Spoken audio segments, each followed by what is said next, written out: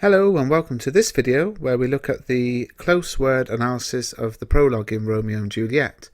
I've already done two other videos on the prologue, one on why we need a prologue and one on how this prologue uses the sonnet form. But today I want to analyse the language in a bit of detail. Starting with two households. What does it mean? Well, basically two families. So this play is about two families, both alike in dignity, so both exactly the same in terms of worthiness and respect. So the play is about two good, honourable families in fair Verona, in lovely, beautiful Verona. Verona is a word that often confuses people, but Verona is just a place. It's a real place, a city in Italy. At the time Shakespeare was writing, it was a city which had the reputation of being very romantic, somewhat in the same way that we think of Paris today as being a city of romance. Verona was thought of in the same way. It also ties in with the original author, Matteo Bandello. If you see my video on the origins of Romeo and Juliet, you'll see the story originated from this Italian writer, and of course, what better place for an Italian writer to set their text than in Italy. But there are some interesting things about Verona that tie in quite nicely with the story. It's a very hot city, so there's a lot of mention of that in the play, like the mad blood stirring, this idea that in the hot weather the tempers were flying, and has a lot of narrow streets which would allow for very intense scenes in all of the public fight sequences. Then we have this line, from ancient grudge break to new mutiny. Well, an ancient grudge grudge means ill will or resentment. So there's this idea that these two families have been at war with each other and completely resented each other. But the word ancient is so emotive. It suggests this has gone on for such a long time. It's almost like a historical thing. And then you add to that new mutiny, so it's going to kick off again. There's going to be a new rebellion, and that obviously is clearly what this play is going to be about, that these two enemy families are about to go to war again. Where civil blood makes civil hands unclean. Well, what do we mean by civil and civil blood? Well, really what we mean is that it belongs to the citizens. So the war between these two families is going to draw in the public and the citizens of Verona, who are going to get their hands dirty and end up, killing each other. So it's going to cause a massive problem. From forth the fatal loins of these two foes. So basically, there's a lot of alliteration there, isn't there, of the F sound. Fatal loins is an interesting image.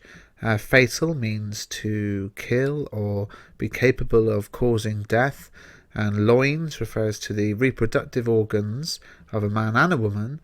So the idea here is that you've got two offspring of these families that are going to end up killing and causing death, which is quite a sort of powerful way of putting it, of course referring to Romeo and Juliet.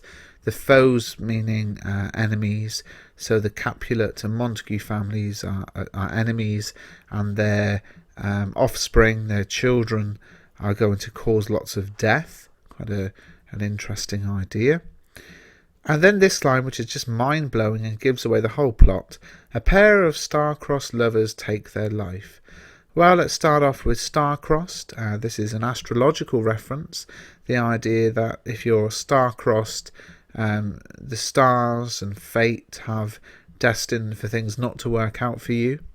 What we've got here is Shakespeare really showing that he believed in fate in much the same way in Of Mice and Men. John Steinbeck did the same. This idea that you can't have any real influence on your own life, but it is decided for you. Then we've got take their life. So clearly we've got this image now, and not just take their life, but lovers take their life.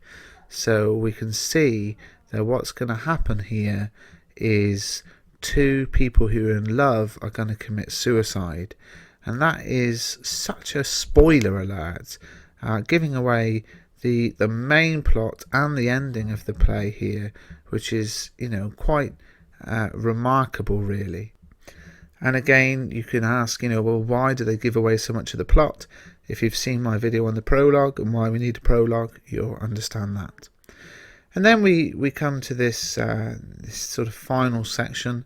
Whose misadventured piteous overthrows do with their death bury their parents' strife. Now, what does that mean? Well, it sort of means that following a series of events that keep them apart, their deaths cause the families to end their feud. So from their deaths, the families, bury the hatchet and their kids and become friends again. The fearful passage of their death-marked love. What does that mean?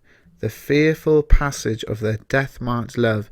Well, it basically means the events that lead to their suicide.